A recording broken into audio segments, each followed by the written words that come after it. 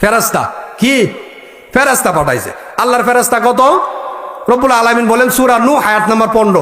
এই আয়াতের মধ্যে আল্লাহ তাআলা বলতেছে যে আমি 7টা আকাশ স্তরে স্তরে আমি সৃষ্টি করেছি। এই 7 আকাশের এক হাত জায়গা খালি নাই যেখানে আমার একটা বাহিনী, একটা ফেরেশতা দাঁড়ানো নাই। আল্লাহর যত সৃষ্টি জগৎ আছে, আসমান জমিন যা কিছু আছে, এমন কোনো জায়গা নাই যেই জায়গার এক হাত জায়গা ফাঁকা আছে যে আল্লাহর একটা ফেরেশতা দাঁড়ানো নাই। এখানে অসংখ্য ফেরেশতা দাঁড়ানো আছে, এক হাত জায়গা খালি নাই। আল্লাহর বাহিনী এত পরিমাণে, তাহলে ফেরেশতার বাহিনী কত হিসাব আছে? এই পরিমাণ বাহিনী থেকে আল্লাহ পাঠাইছে মাত্র একটারে।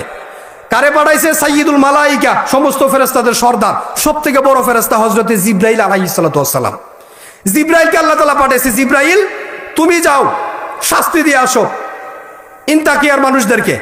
আবার সতর্ক করে দিছে, সাবধান, তোমার আমি 600 পাখা দিছি, 600 পাখা দিয়া তাদেরকে তুমি আযাব দিও না।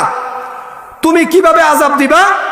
ইন্তাকিয়া রাষ্ট্রের যতগুলা ফটক আছে, যতগুলা দরজা আছে, বর্ডার আছে, সবগুলা দরজার মধ্যে তোমার শরীরের যতগুলা অঙ্গ আছে, এক একটা অঙ্গ এক একটা ফটকের মধ্যে রাখবা, রাইখা অক্সিজেন বন্ধ করবা।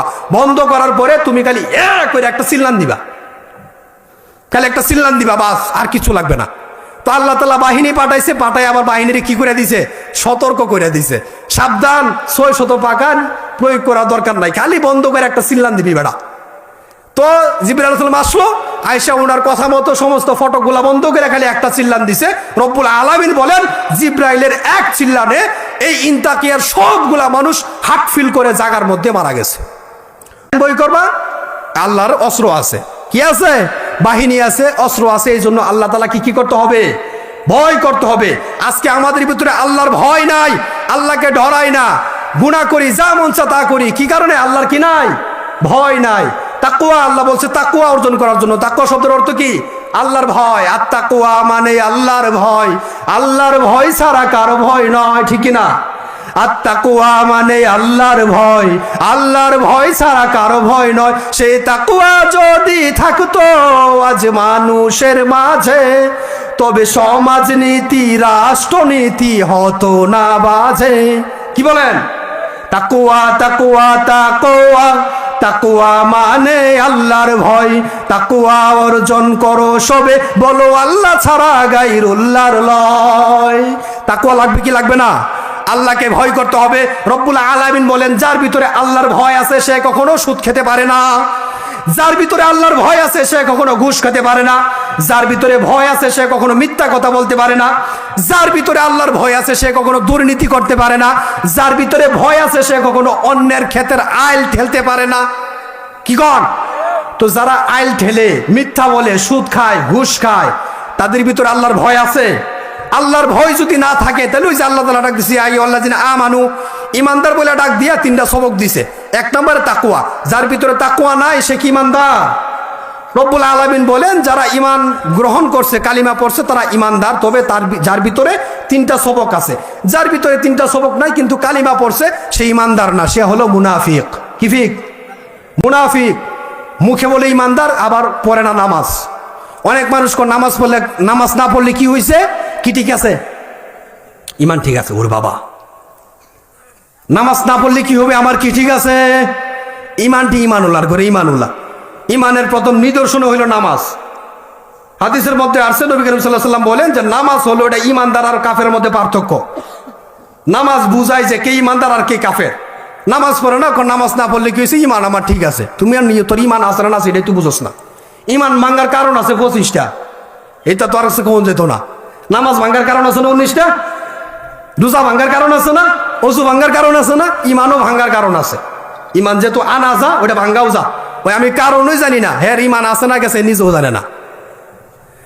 যার ভিতরে আল্লাহর ভয় আছে সে কখনো পাপ কাজ করতে পারে না। অনেক পাপের মধ্যে ছোট্ট একটা পাপের সবক দিয়া যাবো আজকে। আমার কোনো বক্তা না, আমি সুর মুর দিয়ে কোনো কথা বলতে পারি না, ভাঙ্গা গলা। তারপরে আজকে গেছে জুমাবার, শুক্রবার গেছে। কি বলেন? আমি গাজীপুর এক মসজিদে জুমা পড়াই, জুমাতে আলোচনা করতে হয়েছে। এরপরে গত রাত্রে একজন মারা গেছে, ওনার জন্য দোয়া হয়েছে। জুমার আগে আর একজন মারা গেছে, ওনার জন্য দোয়া হয়েছে। তো সব মিলাইয়া গলা কি 12টা বাজে গেছে, 13টার আগেই। বাজে গেছে, তো এই জন্য গলা ভাঙে গেছে, এই জন্য ভাঙ্গা গলা দিয়ে কিছু কথা বলতেছি। তবে আমি চাই যে আপনারা দুই একটা সবক পকেটে বইরা বাড়িতে নিয়ে যাবেন ইনশাল্লাহ। কি করে নিয়ে যাবেন? প্রথমে এক নাম্বার একটা গুনাহ ছাড়বেন। এই সবকটা শুনেন। এই যে যার ভিতরে আল্লাহর ভয় আছে সে কখনো গুনাহ করতে পারে?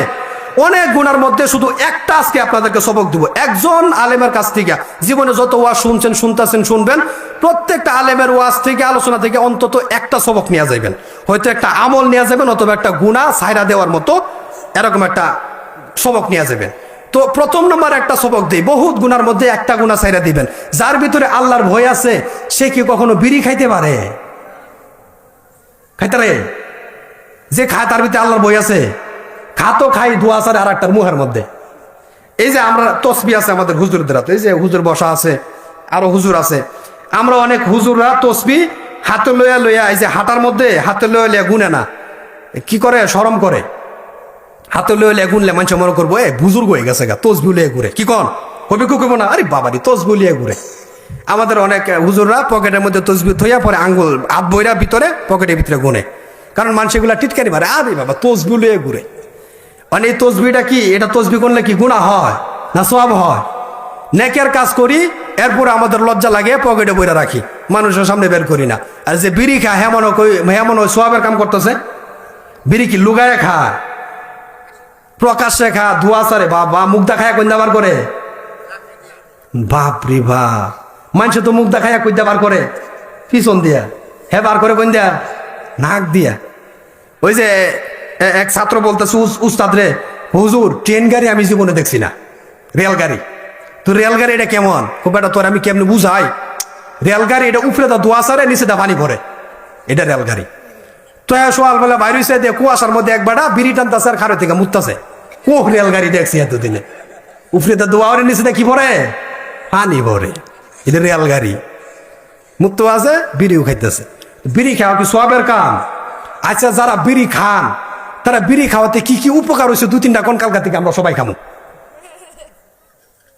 ওকে বিড়ির প্যাকেট ফকট লিয়ে গরম না খাইতে লোক খামো যদি উপকার হয়। আচ্ছা, তুই একটা উপকার হয়ে থাকলে কোন তো, যে হুজুর আমারই উপকার হয়েছে বিড়ি খাইয়া, হয়েছে কোন উপকার? আচ্ছা, ক্ষতি হয়েছে। সিগারেটের প্যাকেটের মধ্যে ছবিটা দেওয়া আছে কিনা? গলা যে ভাঙে ফুসফুস হয়ে গেছে, এরপরে লেখা আছে ধূমপান। আগে লেখা ছিল স্বাস্থ্যের জন্য ক্ষতি করে, এখন কি লেখা? মৃত্যুর কারণ ঘটা। যে বেটা বানাইছে হে বেটা লিখে দিছে, এরপরে আপনারা খান। আমাদের কুমিল্লা গেছে একবার, আকিস বিড়ি, আবুল বিড়ির ফ্যাক্টরি দিছে বেটা। এখন বিড়ির ফ্যাক্টরি উদ্বোধন করবো, দাওয়াত দিছে হুজুরারে। বাবা রে বাবা, আবুল বিড়ির ফ্যাক্টরি উদ্বোধন করবো, মিলাদ পয়রা দাওয়াত দিছে কারে? হুজুরে। হুজুরে দাওয়াত দিছে, হুজুরে দোয়া করতো না? কি দোয়া করবো? আল্লাহ বিড়ির ব্যবসা বাড়ায় দাও, আল্লাহ যাতে মানুষ বেশি বেশি বিড়ি খা, এই বেটার ব্যবসা যাতে চলে। কি আমরা দাওয়াত দিছি, তো আমরা পক্ষে দোয়া করুন লাগতো না? ওটা কি দোয়া করবো? বিড়ির ফ্যাক্টরি দিচ্ছে, হুজুর দাওয়াত দিছে, মিলাদ পড়ায়, হুজুর দোয়া করেন আমার বিড়ির যাতে বরকত হয়। উমা, এটা হইল? তো বিড়ি এটা ক্ষতিকর, এটা মানুষের ক্ষতি করে, এক নম্বর বিষয়। দুনিয়ায় ক্ষতি করে। 2 নম্বর হলো এটা পরকালেও আপনার জন্য ক্ষতিকর। বিড়িটা পরকালেও আপনার জন্য ক্ষতিকর। কি ক্ষতিকর? সূরা আল গাশিয়া, কুরআনুল কারীমের 88 নম্বর সূরা আল গাশিয়া। এই সূরার 6 এবং 7 নম্বর আয়াতে আল্লাহ রাব্বুল আলামিন বলেছেন লা ইউসমিনু ওয়া লা ইউগনি মিন জু'। এটা 7 নম্বর আয়াত। লাইসা লাহুম তুআমুন ইল্লা মিন দারিয়া। এই সূরার 25টা আয়াত আছে। প্রথম 7 আয়াতের মধ্যে আল্লাহ তাআলা জাহান্নামীদের সম্পর্কে আলোচনা করছে। জাহান্নামীদের সম্পর্কে আলোচনা করতে গিয়ে আল্লাহ তাআলা 6 নম্বর আয়াতের মধ্যে বলতেছে লাইসা লাহুম তুআমুন ইল্লা মিন দারিয়া। জাহান্নামী বান্দাদেরকে কিছু খাবার দেওয়া হবে না। লাইসা লাহুম, জাহান্নামীদের জন্য কিছু থাকবে না, তুআম কোনো খাবার থাকবে না, ইল্লা তবে একটা খাবার থাকবে, মিন দারিয়া, দড়ি নামক একটা খাবার থাকবো। জাহান্নামীদের খাবারের নাম কি? দড়ি। এখন দড়ির উপকারিতা কি আর ক্ষতি কি? রব্বুল আলামিন 7 নম্বর আয়াতে বলেন লা ইউসমিনু ওয়া লা ইউগনি মিন জু'।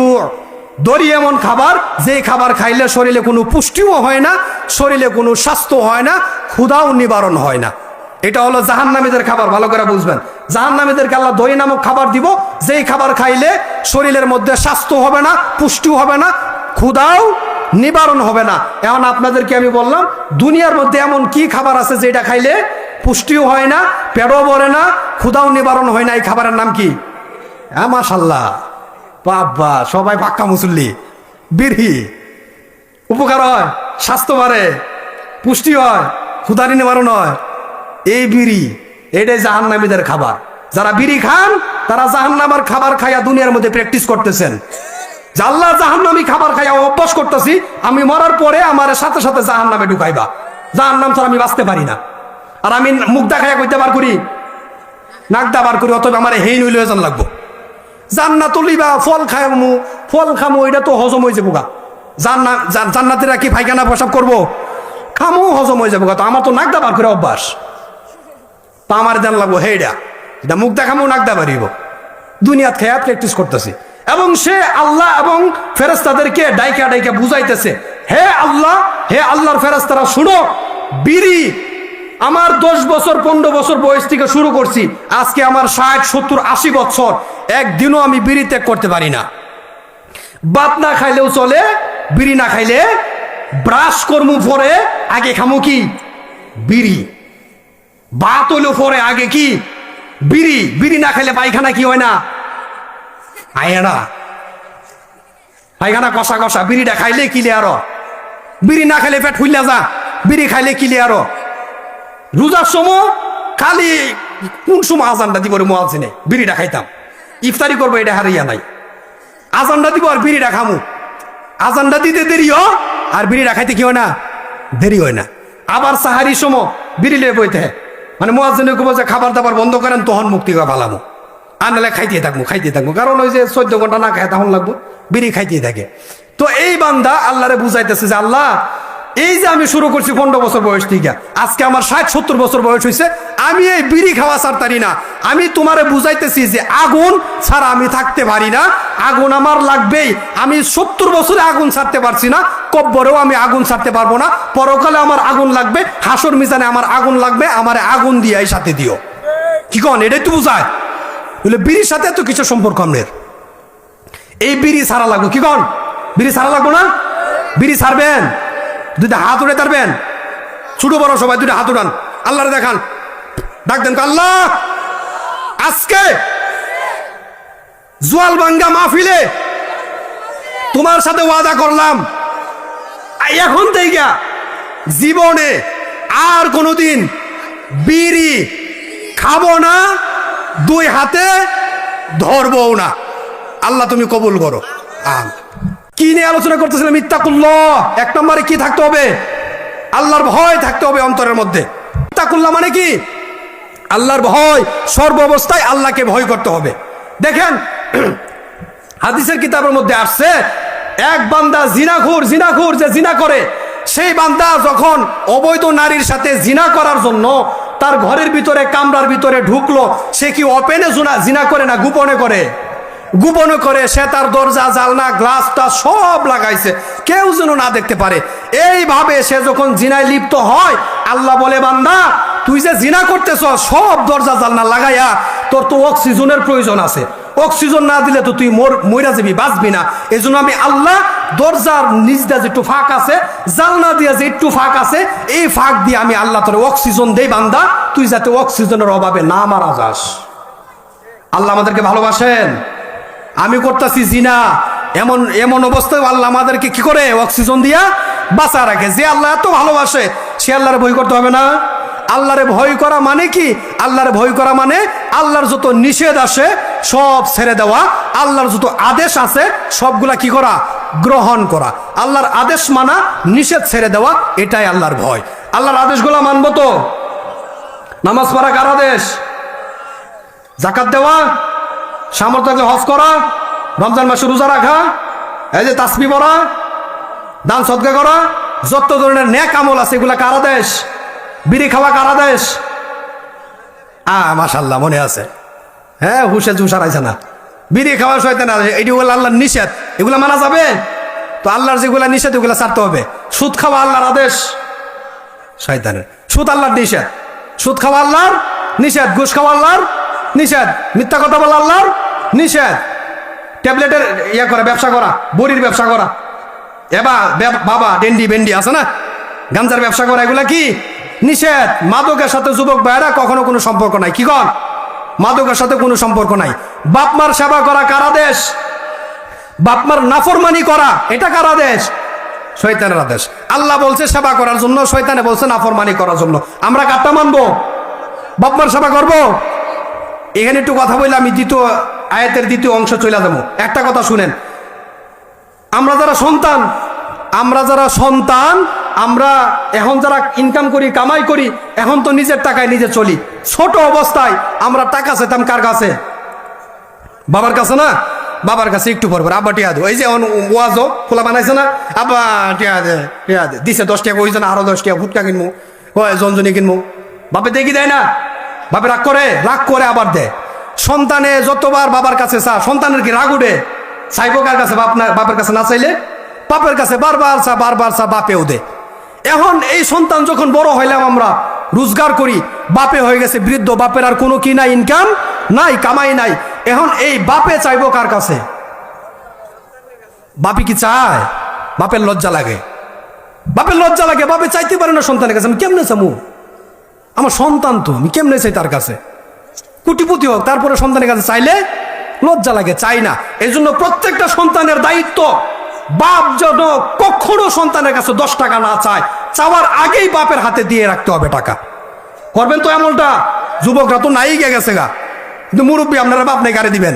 যুবকদেরকে বলতেছি, 2-4 জন যারা আছেন, বাপে যাতে আপনার কাছে চা খাওয়ার জন্য 5টা টাকা না চায়, এর আগে আপনি দিবেন। যদি কখনো 10 টাকা চা, যে বাজান 10টা টাকা দে একটা চা খাই, আপনি 100 টাকা দিবেন তো?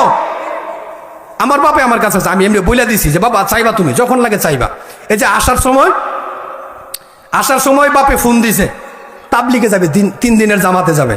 বাবা বলছে যে জামাতে যাবো, মসজিদে জামাত উঠছে, 500 টাকা লাগবে, 500 টাকা পাঠাও। আমি 1000 টাকা পাঠাইছি। 500 চাইছে, কত পাঠাইছি? 1000 পাঠাইছি। কেন পাঠাইছি? আমি যখন মাদ্রাসায় পড়াশোনা করতাম, বাপের বলতাম যে আব্বা 1000 টাকা লাগবো, বাপে আমারে 1300 টাকা দিত, নিম্নে 1300 টাকা দিত।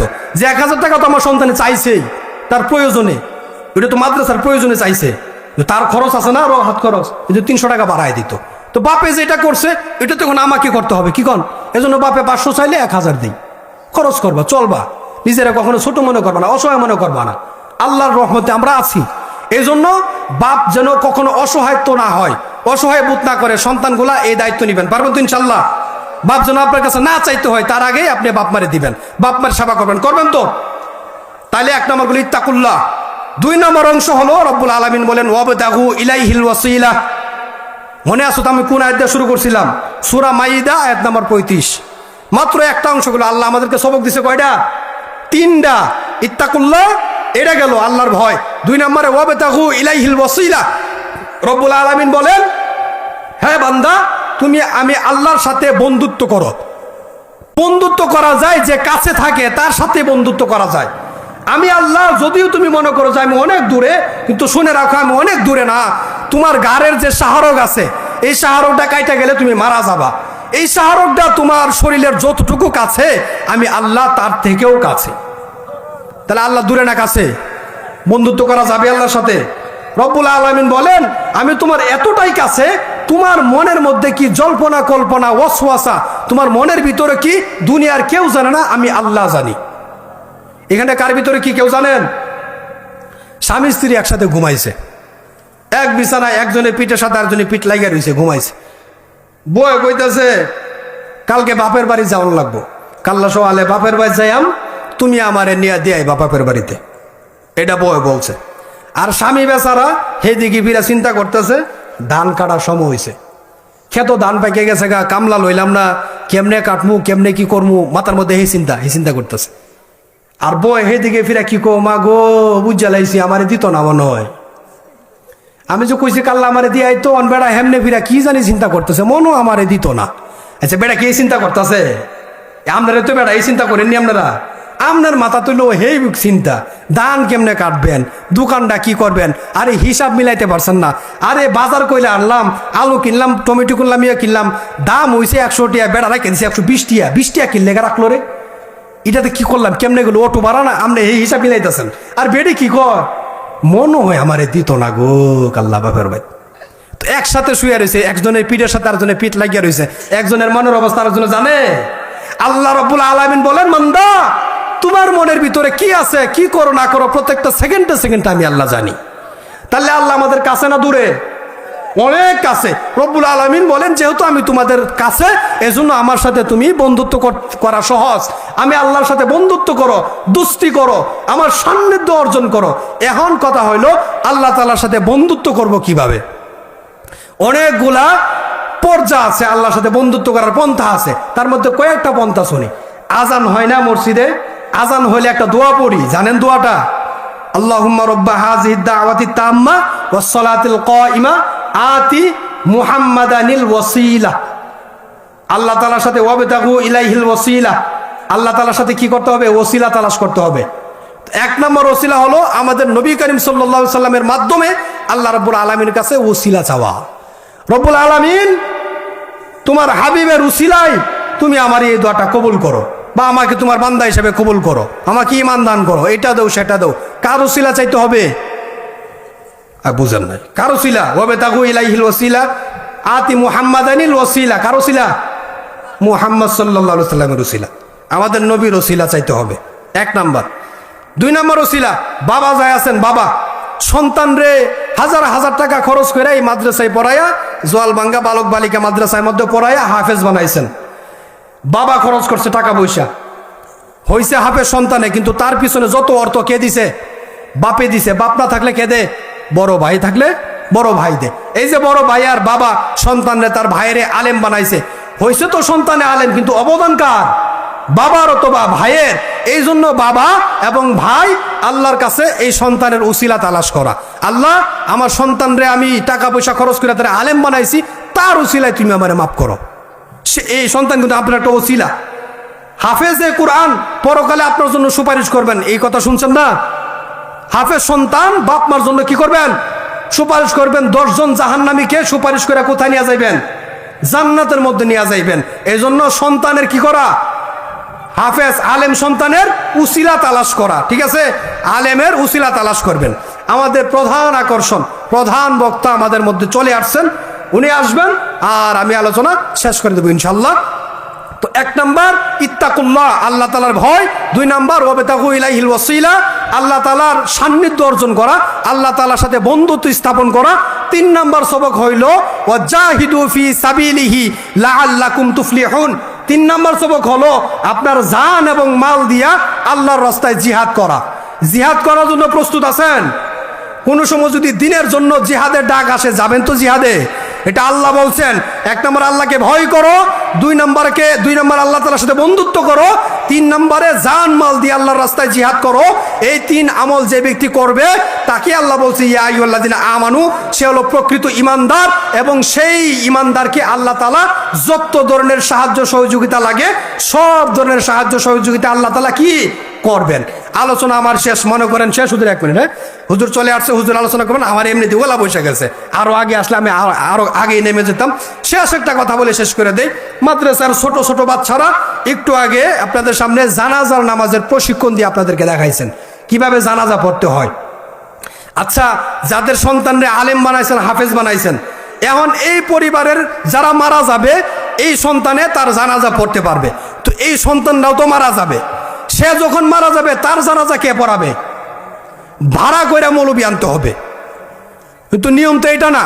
সন্তান মারা গেলে বাপে জানাজা পড়াবে, বাবা মারা গেলে সন্তানে জানাজা পড়াবে, ভাই মারা গেলে ভাই জানাজা পড়াবে।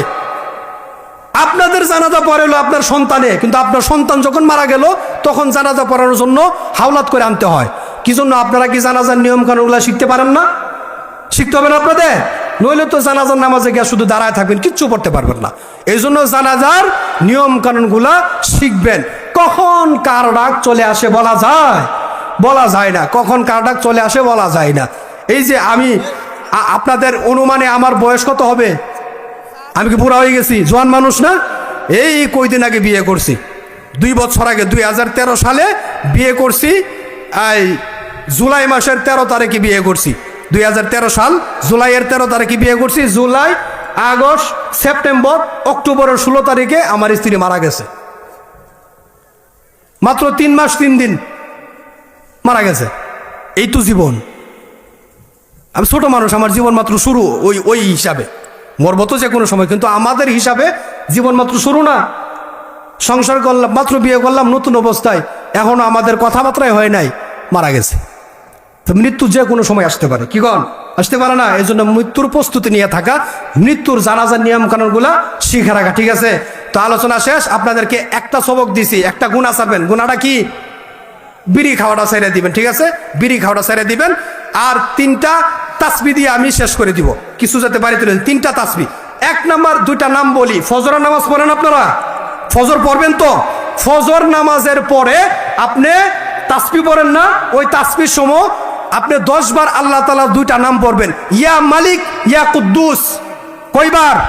10 বার। ইয়া মালিক ইয়া কুদ্দুস ফজরের পরে 10 বার পড়বেন। একটা সবক নেন, ইয়া মালিক ইয়া কুদ্দুস 10 বার পড়বেন। নবী করিম সাল্লাল্লাহু আলাইহি সাল্লাম বলেন, বুখারীর হাদিস, যে ব্যক্তি ফজরের পরে 10 বার এই নামটা জপবে, সেই ব্যক্তির চামড়ার মধ্যে, সতরের চামড়ার মধ্যে আল্লাহ তাআলা কোনো রোগ দিবেন না। এমনটা করবেন তো? ইয়া মালিক ইয়া কুদ্দুস ফজরের পরে 10 বার। দিনের শেষ নামাজের নাম কি? আরে দিনের, এই যে এখন আপনি ঘুমাইছেন না, এই জন্য আপনার জন্য দিনেই। আরে আশরাক না, ভিতির নামাজ। দিনের শেষ নামাজ ভিতির পরে শেষ করেন, যেহেতু ঘুমাইছেন না এই জন্য দিনেই, ঘুমাইলে রাইতেইব। দিনের শেষ নামাজ হলো ভিতির নামাজ। নবী করিম সাল্লাল্লাহু আলাইহি সাল্লাম বলেন, ভিতির নামাজের পরে 3টা নাম জপবেন। ফেরেশতারা সবসময় আল্লাহর তাসবিহ জপে। ফেরেশতাদের একটাই মাত্র তাসবিহ, সুবহানাল্লাহি ওয়া বিহামদি, এটাই ফেরেশতাদের তাসবিহ। নবী করিম সাল্লাল্লাহু আলাইহি সাল্লাম বলেন, ভিতির নামাজের পরে 3টা তাসবিহ পড়া, সুবহানাল্লাহিল মালিকিল কুদ্দুস। 3টা তাসবিহ বেশি বেশি জপা, সুবহানাল্লাহিল মালিকুল কুদ্দুস। যে ব্যক্তি ভিতর নামাজের পরে 3টা তাসবিহ বেশি বেশি জপবে, আল্লাহ তাআলা তার জন্য জান্নাতের রাস্তা সহজ করে দিবেন। আর একটা 3টা তাসবিহ বলছি না, শেষ তাসবিহ। 3 নাম্বার তাসবিহ হলো, যারা তাহাজ্জুদের নামাজ পড়েন, তাহাজ্জুদের নামাজ পড়িয়া হয়তো সেজদার মধ্যে অথবা দুয়ার মধ্যে অথবা যেমনে পারেন এমনি বলবেন, আল্লাহ তাআলার একটা নাম নিয়ে 3 বার ডাক দিবেন, ইয়া আরহামার রাহিমিন। রব্বুল আল্লাহ নবী বলেন, যেই ব্যক্তি ইয়া আরহামার রাহিমিন বলে 3 বার ডাক দে, 4 বার ডাক দেওয়ার আগে আল্লাহ তাআলা নিজে এসে হাজিরিয়া বলে, বান্দা তোর কি দরকার কো আমার কাছে।